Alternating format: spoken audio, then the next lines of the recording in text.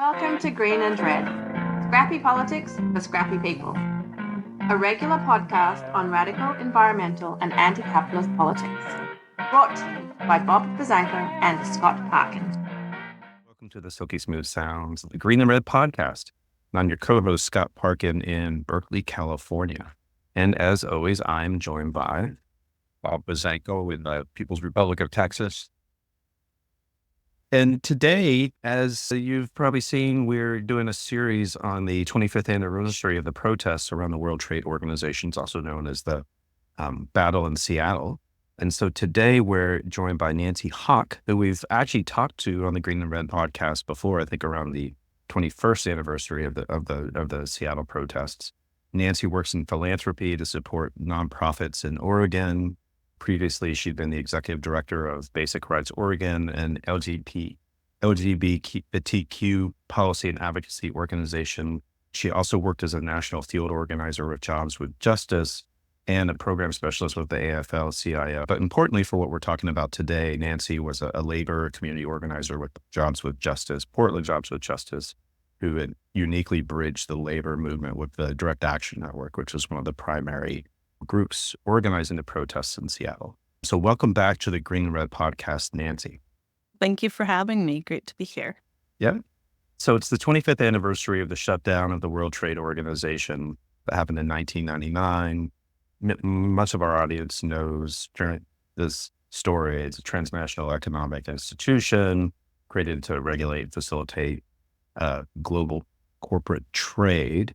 The protest shook the world, particularly politically and economically. Maybe you could start off with telling us a bit about some of the protests in Seattle. And we live in a time where lots of activists live in this sort of history and mythology of what happened in Seattle and are always talking about shutting shit down and things like that. Maybe talk a little bit about some of the protests. Sure. There were a few different components, right? There was the Direct Action Network and our sort of desire to shut it down and to shut the actual meeting down of the WTO. And then there was the Labor March, which was a large permitted march, mostly organized by labor unions, that took place in Seattle. And the thing that I think was really remarkable about Seattle and the reason we were able to shut it down is because at a mass scale, there were people, thousands of people, willing to do civil disobedience, willing to get arrested, and trained in civil disobedience. We weren't just like going out there and sitting down. We thought about it and we had a plan and we had a strategy around how we could do it and how we could do it safely and how we could do it with security and how we can do it in a way that like physically shut down the meeting and also send a message around what we were trying to do and what we were trying to say and the problem we had with the WTO. Oh, sorry. I'm curious because I remember before the fall of 1999, I talked to a few people who were involved in organizing who were saying, we're going to do this, we're going to shut it down. And I rolled my eyes, which was a big mistake, right? In the process of organizing that, I would assume you had to tell people what the WTO was. And what was, talk through that a little bit. What in organizing, who did you reach out to? What did you tell them? How did you create what became this really impressive and I think successful action? Yeah, so it was multifold, and I think that I had my sort of daytime hat and my evening hat, right? And so during the day, it was like talking to labor unions saying, this is what the WTO is, this is how it affects workers, this is how it's at its core undemocratic, and here's the other organizations that are going to potentially join you on November 30th in Seattle to protest.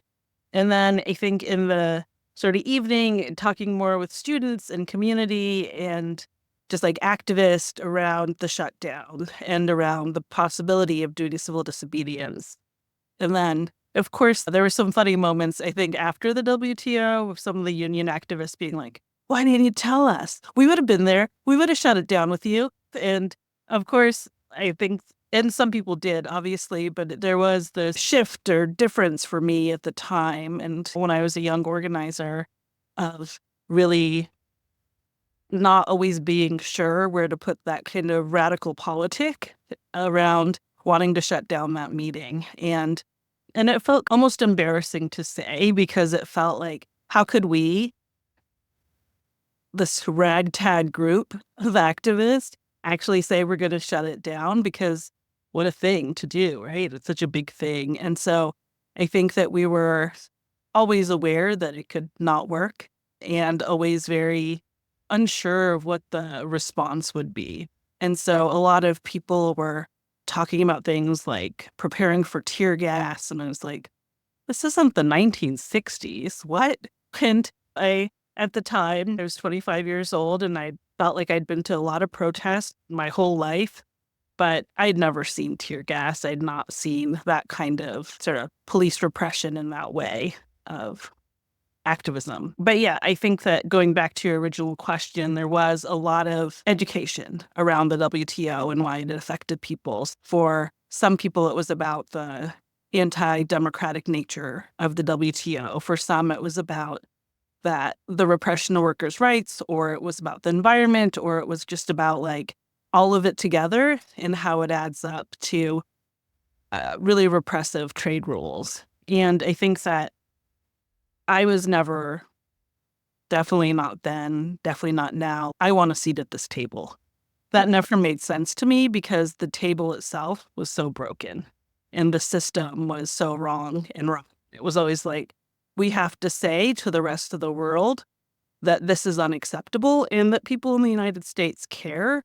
And I think that for me, and I probably talked about this last time, it's like really important as someone whose parents come from Bangladesh, one of the countries that is the labor, right, around globalization, and is where the land and the people have been exploited for hundreds, if not thousands of years. I think that it was really important for me, being who I am and with the privileges of being born in the US, to say we're standing up for the global South, even being here, and recognizing the ways that organizations like the WTO don't care about the workers, don't care about who's on the bottom of this global hierarchy.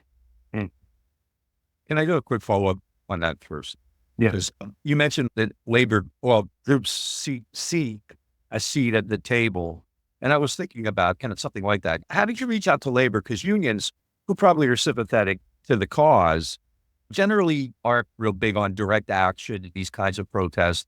They're very, very closely connected to the Democratic Party. This occurs under Democratic president, Democratic Congress. Was it hard to reach out to a lot of labor people? How did you go for it? How did you talk to them about it? Yeah, it was for us at the time, and I was only organizing groups in the Portland, Oregon area. We had a lot of longstanding relationships with labor unions, so it wasn't new. I wasn't a stranger coming. I was a person who'd stood on their picket lines for years. I was someone who had relationships and also depended on the relationships of my coworkers and volunteers at Jobs with Justice at the time to have those conversations. And we weren't monolithic in our approach. It was like really trying to be thoughtful, right, about what would resonate with them and their leadership and their workers. And I think that none of them, right, a local teacher, a local teamster who's a driver, isn't someone who thinks I need a seat at that table thinking about something like the WTO. They recognize themselves as with the workers and with the people who are being put on the outside of the global economy or being put on the bottom. And so I think that it wasn't hard to reach out to labor, and it wasn't hard for people to get it, because at the time we were still feeling those effects of NAFTA. The WTO wasn't alone, right, in being an unfair, unjust institution, right? There was this history of labor unions saying, actually, NAFTA is not what we want. And there was a history. And for me, too, I had been talking about global solidarity issues with local unions. I was an anti-sweatshop activist, and we did a lot of protests at sort of our homegrown companies like Nike around sweatshop conditions in factories overseas. And I think there was not a far leap for people around what it means when workers are repressed all around the world. With jobs, can you talk about your day job and your night job, which I assume is with jobs of justice is your day job, and you're working with, labor unions, trying to get them to go to the labor march. I'm assuming your night job is you're organizing people who get involved with direct action network. Did you have Unpaid job, yes. the unpaid job? I've inhabited that area much of my life, Yeah. much of my adult life. One question: after after the protest happened, after the shutdown happened, I know that the administration was pissed with labor or was not happy, and the labor leadership also was not totally happy with it. Did you suffer any sort of backlash or any sort of criticism as a part of being part of DAN as a result in your day job? No, I think I was, not to put too fine a point on it, but I think I was basically given a hero's welcome. That's great. Yeah, I think people were really impressed by the scale of the protest, and they were worried about me as a person because I had been in jail for 5 days during the WTO protest, and yeah, I did not feel any repercussions or we're I think we were not capital L labor as far as being this community coalition. It was Hmm. a little different, and to be honest, really the left flank of labor for sure. But I will say that the next year, when more mainstream labor saw what happened in Seattle and there was organizing around the meetings of the World Bank and IMF, and there was interest, right, in my experience organizing. And I did talk to people at the AFL-CIO about the work that we did in Seattle. And there was, there was interest. And yeah, it didn't feel in any way like it hurt me or my career. It was Yeah. more like people wanted to know what we did and how we did it. Yeah. And the question about that too is that Dan organized horizontally, right? We use the spokes council model and affinity groups and things like that, where it's very contradictory to the way labor works and definitely contradictory to the way that World Trade Organization works. And I'm wondering if you could actually talk about that for a minute. How did this sort of like bottom up approach really help empower people in this Battle of Seattle moment? Yeah. So we really encouraged people to have affinity groups. And I'll just start with that because it's one piece of the larger puzzle. But this idea that you're just really organizing with a small group of people that you trust, and that your affinity group would then be part of a larger sort of organization, right? And so the way we organized it is that each affinity group would have a person who would represent them at Spokes Council, and the Spokes Council was made up of different clusters, and then we had the affinity group model, and we all trusted each other, that we knew what we were doing, that we had our people behind us. And one thing that's remarkable, especially given my poor sense of direction, I was the only person in my affinity group who knew what intersection we were supposed to be in at 5 a.m. on that morning of November 30th,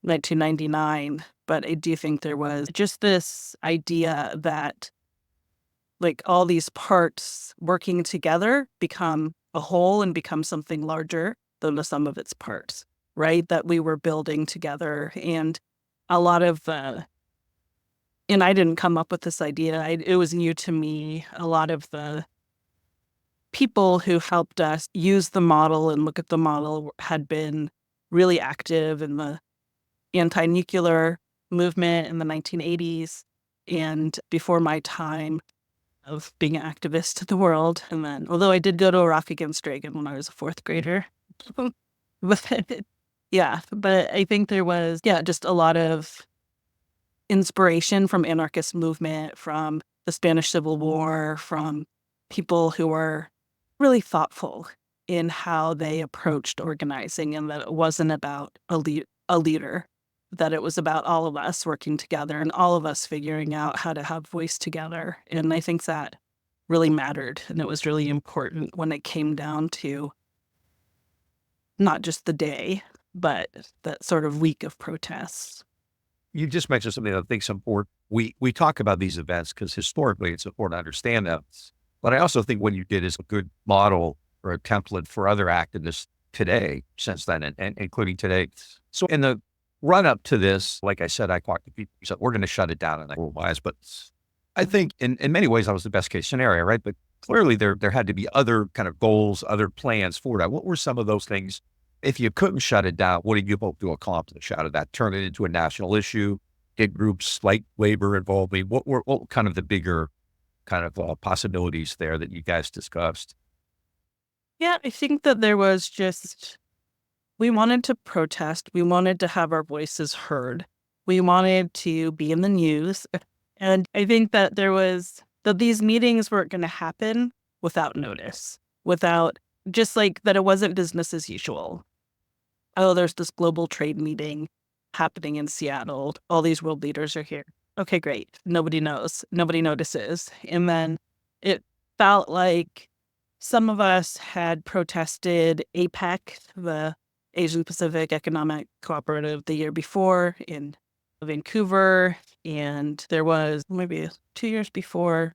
And then, but yeah, mostly it was just that we wanted the powers to be, and we wanted the public to know that we cared and that we were watching, and that it wasn't, that they couldn't just sort of float above us. Because I think there's this thing about the WTO seeming so far away and so far removed. And what we were trying to say is actually the actions that are happening up here actually do affect all of us down here. And if it does, if you don't feel it yet, you will.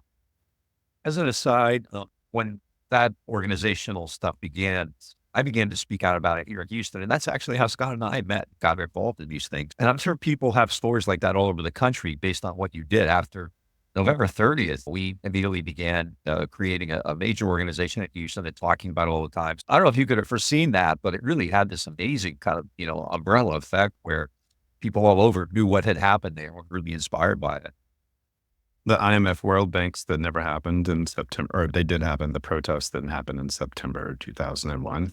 We actually had a huge cluster of people from Houston we were taking, that we were part of going with. Yeah. Yeah. Yes. Just the greatest protest that never was. Yeah. But there's a big part of the story too that this fits in with you talked about NAFTA before, but the counter to the passing of NAFTA is the Zapatista uprising. And then there's these other protests that happened in London and Vancouver and other parts of the world. How did you see, you've talked a little bit about this already, but how did you see what you all were doing really fit in with this global movement, with international solidarity, that sort of thing? Yeah, I think that I felt very much aligned with that work. And I think that we were, it's not just that we were against the WTO.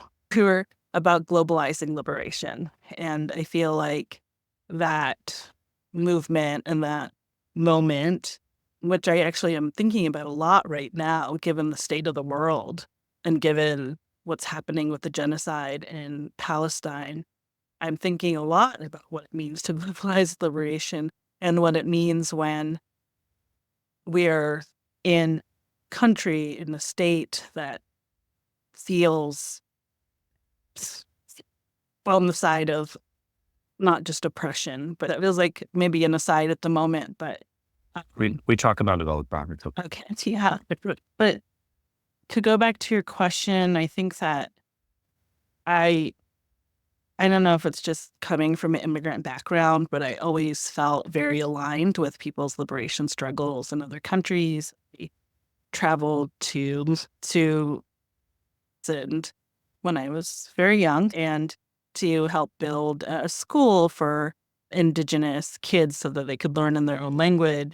And I got to dance with Zapatista on New Year's, and I had this amazing experience being in Chiapas and meeting so many just like everyday folks their revolution was about corn, and it was about being able to speak their own language, and it was just about who they were and their identity in the world. And that really resonated with me, and I was really inspired by that because it felt like There's the amazing line, right, in the Barbara Kingsolver novel, Revolution, not all or nothing.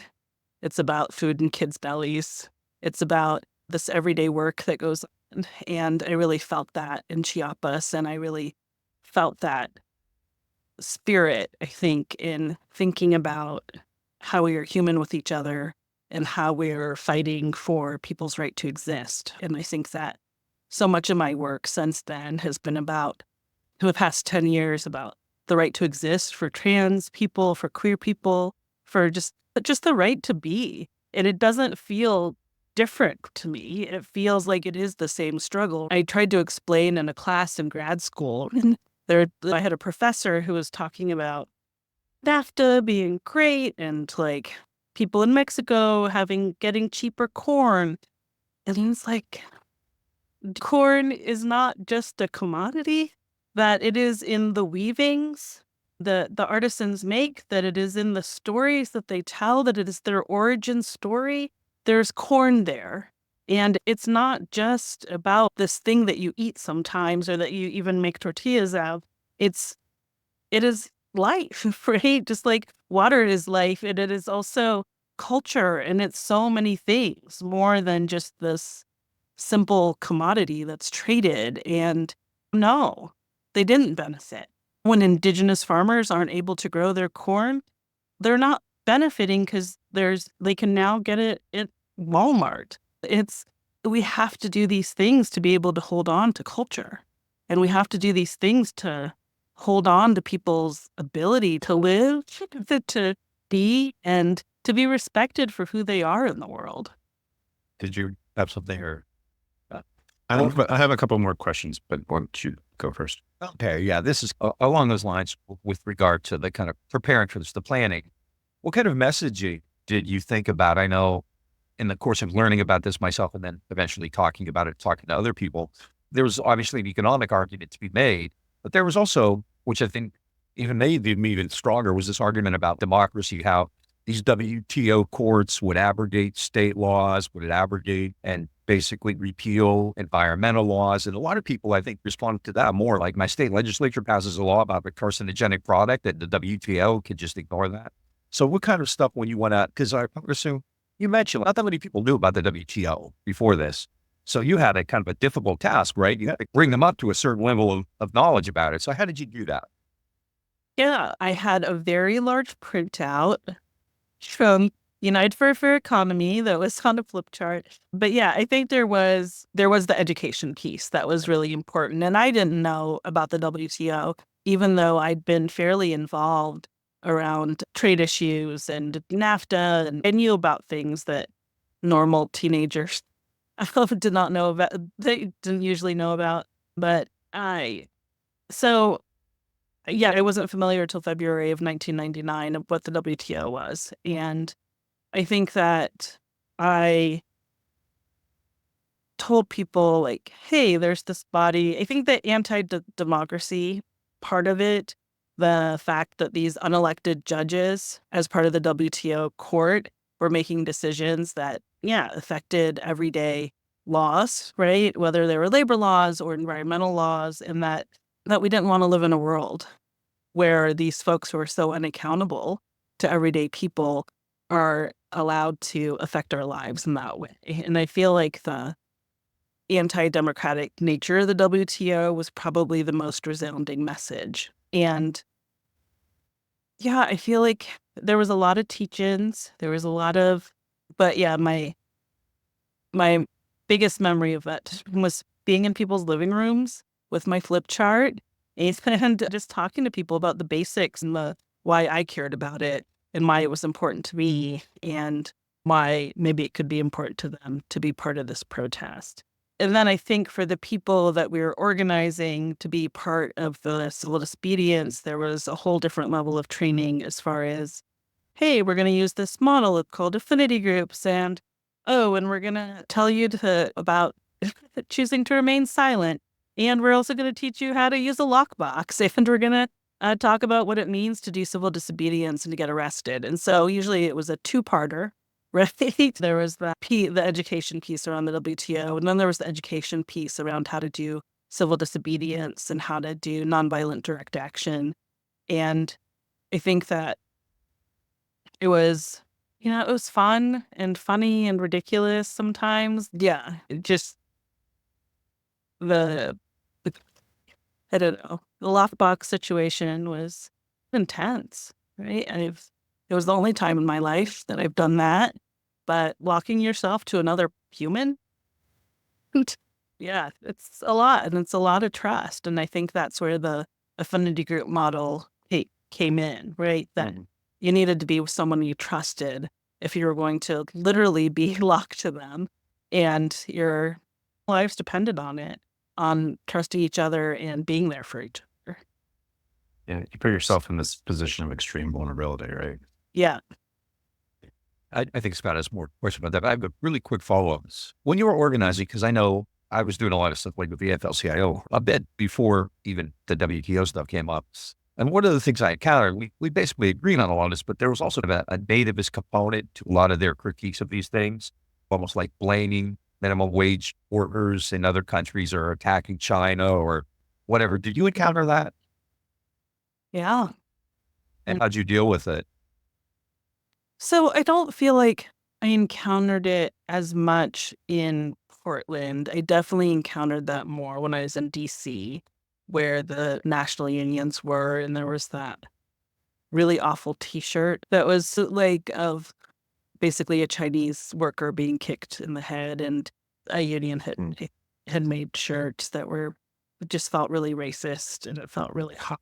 And I think as there's a lot of complications in talking about this work and talking about how it, I don't know, the bottom line was it's about corporate greed, but it's not about these workers who are 14 years old in another country who are making 50 cents an hour, right? It's not about them. It's about how are we putting people over profit? How are we looking at this in a way that's respecting all people's work, no matter where they live? And I think that it seems, I don't know, at the time, I think there was some level of solidarity-ish, at least, around wanting to stop the global race to the bottom.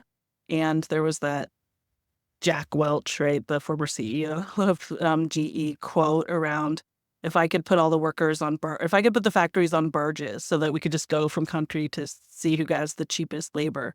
And I think there was some just like, yeah, we don't want that. But yeah, there was that tendency. And I think for me, as a woman of color, as an Asian person, as all these things, it was hard to see. But also, I was 25 years old, right? When I was doing this organizing, no one was taking me seriously. I was not having the big conversations with the heads of unions about this. I was not in that position. It seemed to me that after that, there's great momentum on this issue. People, I remember being like watching it on my computer and seeing these live scenes from Seattle, stunning, over the streets and all that. And there seemed to be great momentum. And then earlier you mentioned the great meeting that was the great protest that wasn't, which was closed down to protest because 9/11 had just happened, the attacks of September 11, 2001. And historically, if you look at protest movements, sometimes something like that will happen, like the Vietnam War and civil rights. How did that, when that happened, did you guys have to pivot into other areas, or how did that affect what you were doing? Because it seemed this was really had the potential to become something bigger and long-lived. And then 9/11 hits and everybody's scurrying to deal with other issues. Yeah, I think the pivot, there was just a chilling moment. There was just a chilling moment for activism, I'd say, in general. And then I think the pivot became that a lot of the same people who'd been engaged in this work either started working more locally or got involved in the anti-war movements. My question, I have a kind of two-part question, which I think is towards the end of what we're going to be asking about. But we're since Seattle, we've been in this moment where we see a lot of movement activity, everything from anti-war movements against George Bush's wars to Occupy to Black Lives Matter, climate, now anti-genocide movements. What, just from your personal perspective, What are some of the lessons from Seattle or the anti-corporate globalization movement that you think are relevant today? And I have a second part to this question too. Sure. I think that I have been thinking a lot about the piece around globalizing liberation and what it means around Palestine and just how powerless and depressed I have felt as someone who's been an organizer my whole life around this issue, because it feels like there's this chokehold that Israel has on American politics that feels so hard to fight against. It's like the gun lobby, right? Or the NRA. A few years ago with the NRA, it was like, hey, they're having all sorts of issues, right? Their CEO was ousted because of financial malfeasance. Is this our time to shine? Is this our time to say no more? But it feels so to feel, I'm trying to figure out for me personally, as just a person in the world, what happened to me where I don't feel like I can truly take action, right? Mm. Around the genocide in Palestine. Yes, I can send a letter. Yes, I can order stuff from Palestinian vendors. Yes, I can give money, but it feels like nothing. It feels like nothing when we are seeing children and people being killed every day, and where it feels like the weight of the genocide is pressing on my chest every day. And sometimes I feel like I can't breathe because of what's fucking happening in our name, with our money, with our weapons. And it's crazy making, right? And so I'm trying to figure out like how the optimism that it took at 25 to be able to say no to the WTO, how to take that to my 50-year-old body and say, we can do this, that Palestine can be free, that this war will end, that there will be a ceasefire at the very fucking least. Sorry. I think that there is a way where I have to remind myself and remind everybody else that we do have power, that there is power in our voices together, that there is power in our bodies on the line to fight for what we believe in. And I feel like we talked about our bodies on the line then, and it feels really different now, right? I have a child. I can't go to jail because I have to take care of my child. There's a lot of things that are different for us as adults, as full adults in the world. But I think that I'm trying to remember that hope that we've Right. then, and that ability to say no and to think outside the box feels like such a understatement and such a weird corporate term, but to think broader and to think really with this global perspective. And I'm so inspired by these huge protests for Palestine and also the smaller protests for Palestine, for the ways that the Jewish community has come out and said not in our name and are like shutting down the stock exchange and doing all these amazing things. And I feel like it all adds up, but we have to figure out how to make it add up more and faster, and to just to work for the change we want to see in the world, right? Which is what it's all about. I think you actually have nailed it, and how I would, speaking for myself, but I would argue that Bob probably feels this way too, is that how we have felt for the last year. Very similar. I also have a family who can't go get arrested the way I used to, and things like that. So I can completely relate. And you actually also answered my second question, which is how do you feel about this Seattle WTO 25 years later? Yeah, I do feel proud of the work we did. And I think that most of us, all of us, have been activists right now our whole lives, our whole adult lives in some way or another. And I think that it matters. And Yeah. even though in this moment of my life, my work is working in for a private foundation. I work in philanthropy, which is this incredibly easy, just as cushy as you'd think is. It is. Right. And it's the way that I feel like I can say in my job, like, how are we looking at systems change, and how are we looking at justice, and how are we thinking about this bigger picture of the change we want to make for our state actually does matter. And I think that, I don't know, I want all of us to feel that power that we felt on November 30th, 1999, of saying we were going to shut that meeting down, and we shut it down, and we kept shutting it down, and it couldn't meet. They couldn't meet for so long, not just that week, but for years. And I think there is something inspiring and important about being in a fight together with people you trust who are then connected to other people and more people. Just that sort of basic thing around organizing where it feels like you're really a part of something larger. And I think that in this time when so many of us are so isolated, that it's really incumbent upon us to build those relationships back up if we've lost them, and to keep reminding ourselves and our friends that we actually do have agency and an ability to fight for the world we want. It was inspiring, I know. Just after that, I ended up doing a bunch of media about globalization, the WTO map, and things like that. And then, like I said, Scott and I formed an organization, and I'm sure that's happening all over me because of what you did. Who knows how many millions of people probably went in the streets or did something about it, became organizers or taught this in their classes that ended up being on my syllabus right after that. So it meant something. And as I look back, it's hard for us on the left to find a lot of victories. We don't win as many as we should, and that's really a great example of when people come together and organize across these lines, labor, environmental, identity, whatever, that you can get stuff done. So I really do appreciate that.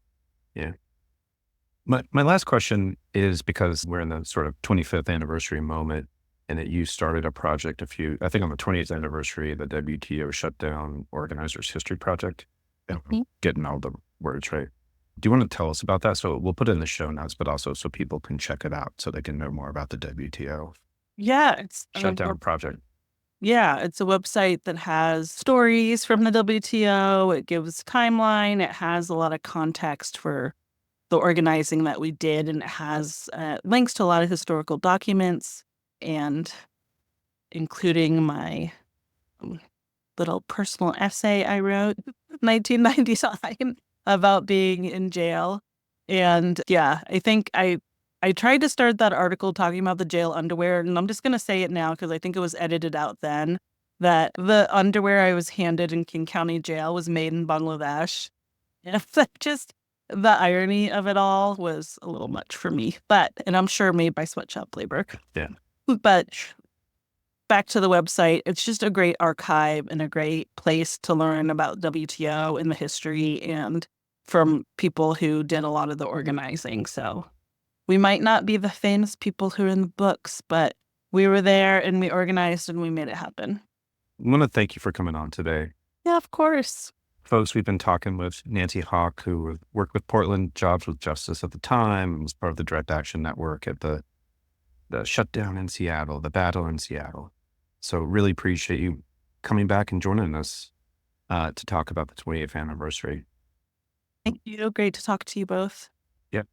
Friends and folks listening in, please check us out on Facebook, Instagram, and Twitter. If you're watching this on YouTube, hit the subscribe button. If you're listening to this on one of the many audio platforms, give us a rate and review. And then if you really like us, go to greenandredpodcast.org and hit that support button and make a donation or become a patron at patreon.com/greenredpodcast. And it's good talking to you. Hopefully we'll talk to you again soon. And everyone else out there, make trouble and misbehave.